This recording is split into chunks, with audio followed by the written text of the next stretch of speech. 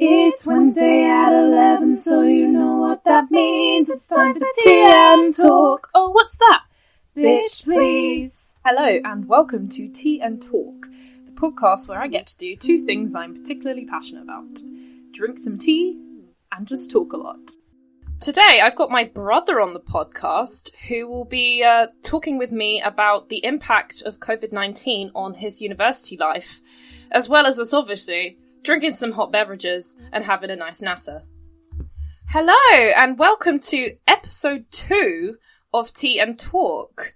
I am so happy and grateful that 20 people listened to the podcast on the first day. It really meant a lot to me. So for anyone that listened to it on whatever streaming thing you use, Spotify, Amazon, or whatever, I am so grateful. I received some feedback from last week, which was to talk about myself less. So for that reason, I have a guest today to try and not talk about myself so much. So here is my brother, Simon. Hi, Simon. Hi, everyone on Rosie's channel.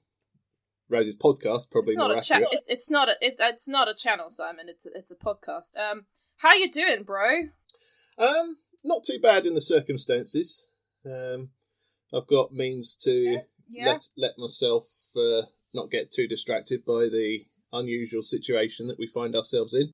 So, for people who don't know who you are or where you are in the world, do you want to give us a brief little introduction into yourself? Certainly.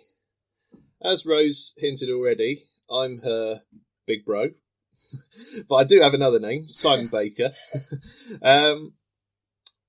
I'm currently doing a master's degree at the University of Bolton, having completed my undergraduate degree, which was a Bachelor of Science in Motorsport Technology, and came out with a 2-1. So happy with that. Rose will tell you, no doubt probably later in this very podcast, that there's a good reason why I chose motorsport technology to study for my undergraduate degree. I'm a little bit obsessed, if I'm honest. Oh, he really is, honestly. Some of the stuff he says, just honestly, it goes over my head because I'm just totally lost. But he knows more than anybody I know. Like, he knows more about motorsport than anybody else I know, and it's incredibly impressive, but not something that I can relate to. I don't think I know that much about anything. I always refer to myself, actually, as the dumb one in the family for that very reason, because everyone else has, like, something they're just so into, and I don't really have that, but yeah. Do you remember, Simon, when we went on holiday once, and the 5 of us are in the car, and Holly wanted us all to, like, lecture about a topic that we're really interested in? Like, it was the most nerdy thing possible, but it's something I've never forgotten, especially as I started to lecture about something, and then Dad, like, corrected me on something I was saying. So that kind of made me feel a bit crap, but I was just wondering if you remember it, and if you remember what you might have lectured about. Funnily enough, I do remember what I lectured about. Of course you bloody do. And it was typical Simon, you could say, because I was lecturing about one particular corner on the racetrack Spa-Francorchamps in Belgium. This is a Formula 1 track, I'm presuming. It is indeed. And it's one that Mum and Dad have driven on. The lecture I gave was about how one particular corner, called Eau Rouge, which translates to red water, is not a natural feature of the racetrack. It's actually man-made. And to this day, drivers love that corner. You're basically just giving the lecture again, aren't you? It's kind of ended up being like that. Yeah. So there's actually 8 years, nearly 9 years between us. But we're actually at quite similar points in life, aren't we? I've recently graduated. You graduated and then did a master's. And we will get into later a lot more about how that's been, like about university, especially in the current time. But yeah, so that's just a bit of context about us and who we are. Let's move on to the tea drinking. you. So, Simon, your opinions on a tea and the like are quite wildly different to mine, I'd say. Do you want to explain what you're drinking right now?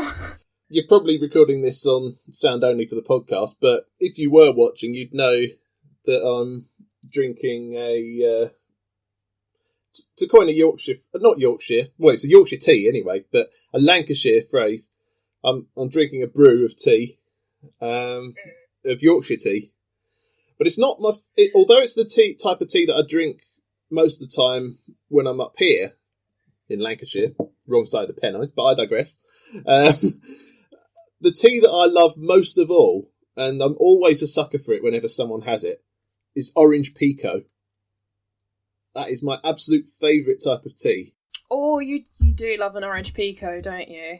Mum always makes sure to get some at home because you love it so much. But yeah, this is what confused me, Simon. On the poll that I put on Instagram about whether people have milk in first or last, right? You voted first. And I thought you always had milk in last. Oh, I didn't mean to put that. I meant to put milk in last. Did you? I blame my phone because I pushed the wrong button and I was like, no, I didn't want to do that. Because I was really surprised. Everyone else who voted in that poll voted milk in last. I was like, yes, lads, yes, that's the correct answer. But I noticed that you voted milk in first and was quite confused. Yeah, that was a mistake. I didn't mean to do that. Because I'm definitely a milk in last person. The reason I made the poll in the first place, for context, is because on the Tea and Talk Twitter, which you can follow at Rose Tea and Talk, I got into a debate with my dad about having milk in first or last, and I said, you are the only person on the planet that thinks this. And he said, how do you know? So I decided to do a poll on the Instagram just to see how other people felt about it, and it's clear that everyone else agrees with me. So there we go. Including you, and I'm relieved about that because I was a bit worried, like, oh no, has he turned to the dark side? Is he a myth guy now, not a mill guy? Hey, not as myth to make the mistake as that, anyway. Stop making stupid puns. I am drinking a strawberry and raspberry fruit tea because I thought I'd spice it up today and have something a bit different. Actually, technically, fruit teas aren't teas. They're called something else, like a fruit brew or infusions. Infusion. Thank you. Yes, you know words. It's a fruit infusion. I actually opened up a different tea to have, which was an eggnog one from T2, which is like a tea shop in the UK. But it was a loose tea, and I couldn't find a strainer. And this is such a weird... this is not so boring, but I'm still going to bring it up. I couldn't find a strainer, and the tea pots we've got where we can like infuse tea, both of them were dirty, and I was like, I ain't nobody got time for this. So I just made a different one with the tea bag. But yeah. Do you have skim milk in your tea? Yes, I do. Relatively recent convert compared to some. It was motivated in part by a desire to lose weight. I'm not ashamed to say that. But it's been working. Yeah, I mean that's totally understandable. I'm guessing that you're probably not particularly keen on the milk substitutes out there, if you've tried any. Let's just say less said about soya milk, the better. Blech. Oh, I've never tried soy milk, but I've heard terrible things, so I will not be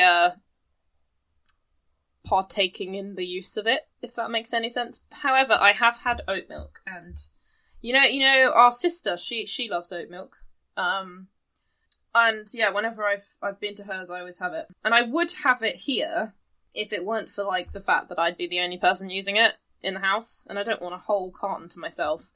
So it'd be taking twice as long to get through. Yeah, and I feel like, you know, with those things they always say, once opened, consume within 3 days or whatever. And I really, I mean, I have my coffees, as I mentioned last week, but I generally don't get through enough milk, I feel, to justify having a whole carton to myself, basically. You're not a coffee man, are you, Simon? No, unfortunately. Well, some would say unfortunately, but that's not to say I haven't tried coffee. There was a funny story, a couple of funny stories related to me and coffee. Yeah, go on. My very first day at my very first paid job, I asked for some coffee to try and blend in and bond with others. And when I tried it, I was like, how can anyone drink this stuff? I mean, did it have any kind of sweetener in it at all, or was it just like? Yeah, it had sugar in. It had sugar. See, that's the difference. See, like for me, I can't stand the like. I mean, I can stand it, but I'm not a big fan of it. The sort of edginess, the bitterness of coffee. So that's why I have sweetener in it to sort of like take the edge off. And what gets me about you and Holly, because you're both the same. Holly's our sister, by the way. I should probably mention that. What gets me about the two of you is like you don't like it even when it's sweet, and like you don't like coffee flavoured things either, like coffee chocolates, coffee cakes, things like that. And I love those things. Like coffee cake is one of my favourite things.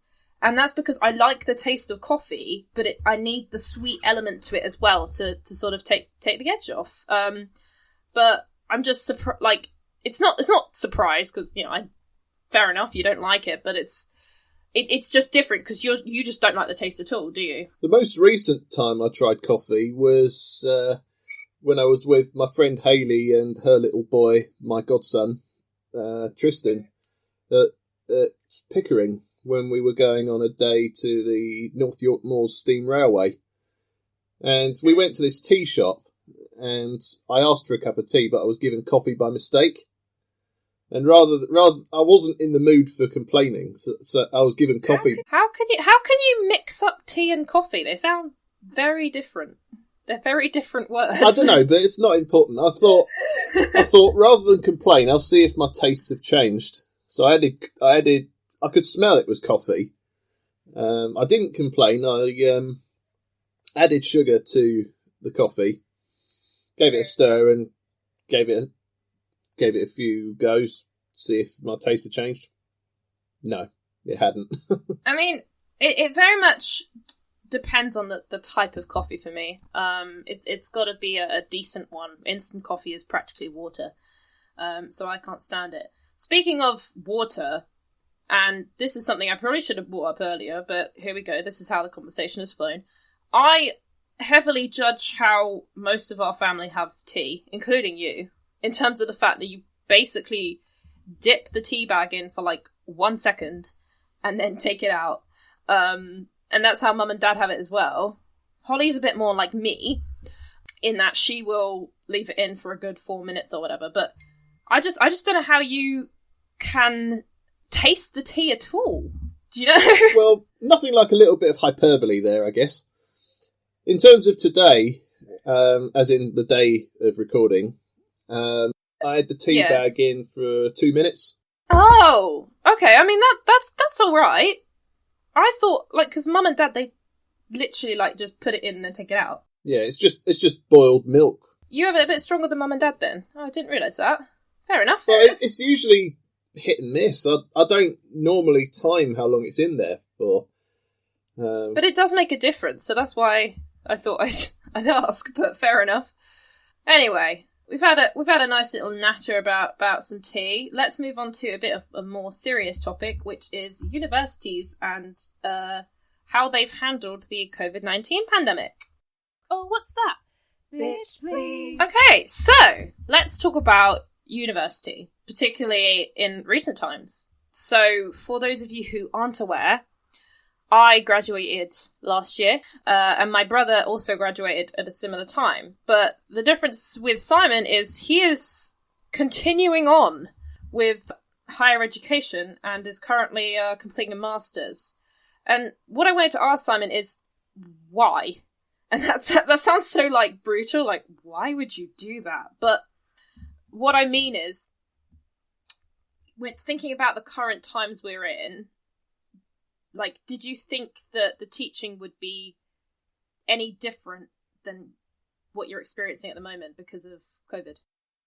I sort of knew what to expect in a way. I knew that there was a chance that lectures were going to be online, at least initially. And so it turned out to be the case. But the main reason